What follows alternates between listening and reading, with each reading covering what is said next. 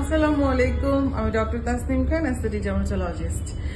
আমরা যে প্রসিডিউরটা এখন করছি সেটা হচ্ছে যে ফেস পিআরপি, বা এটাকে আপনারা অনেকেই জানেন যে ভ্যাম্পায়ার ফেশিয়াল। কেন এটাকে আমরা ভ্যাম্পায়ার ফেশিয়াল বলি? আমরা এটাকে ভ্যাম্পায়ার ফেশিয়াল এর জন্য বলি বিকজ আমরা যখন এই প্রসিডিউরটা করি কিছুটা ব্লিডিং আসে বা ব্লিডিং আনার ট্রাই করি। এখানে কি করা হয়, এখানে এটা হচ্ছে যে আমাদের মাইক্রোনিডলিং করার যে পেন, এটার ভিতরে একটা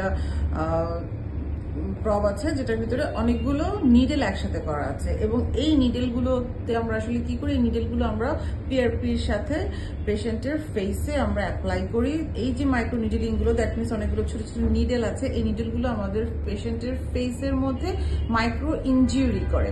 এই মাইক্রো ইনজুরি আমরা কেন করি? অফকোর্স এটার পিছনে একটা কারণ আছে। আমরা এই মাইক্রো ইনজুরি গুলো করি যাতে পেশেন্টকে আমরা কোলাজেন সিনথেসিসে আরো হেল্প করতে পারি।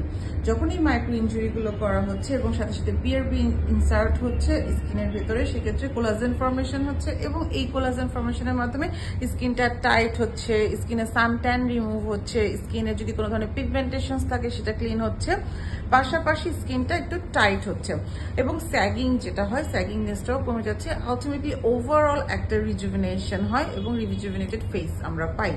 ইউজুয়ালি আমি আমার পেশেন্টদেরকে প্রেসক্রাইব করি 2 থেকে 3 সপ্তাহ অন্তর অন্তর মিনিমাম 5টা সেশন করার জন্য, সো দ্যাট কোলাজেন সিনথেসিসটা প্রপার ওয়েতে হয়।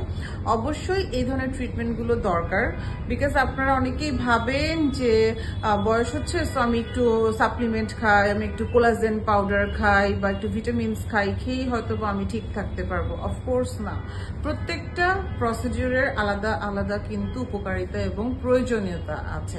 মাইক্রোনিডলিং না শুধু, মাইক্রোনিডলিং এর পাশাপাশি আমরা বোটক্স, ফিলার্স বা থ্রেডস এর মতো যে প্রসিডিউরগুলো করি, এগুলো কিন্তু অ্যান্টি এজিং এর এক একটা ট্রিটমেন্ট। এই যে পিআরপি করছি এটাও কিন্তু অ্যান্টি এজিং এর ট্রিটমেন্ট। সো বয়সের ছাপ কমানোর জন্য, স্কিনকে টাইট রাখার জন্য, রিঙ্কল রিমুভ করার জন্য, ভলিউম ইনক্রিজ করার জন্য অনেক ধরনের প্রসিডিউর আমাদের কাছে অ্যাভেলেবল আছে।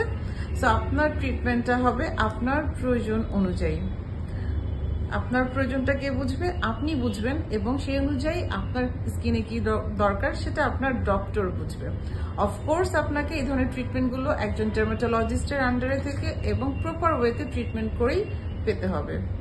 আশা করি ভালো লাগছে আমার এই ছোট কথাটুকু। আমি চেষ্টা করেছি আপনাদেরকে অ্যাকচুয়ালি একটা ছোট ইনফরমেশন দেওয়ার জন্য এবং পাশাপাশি একটু সচেতনতা বাড়ানোর জন্য।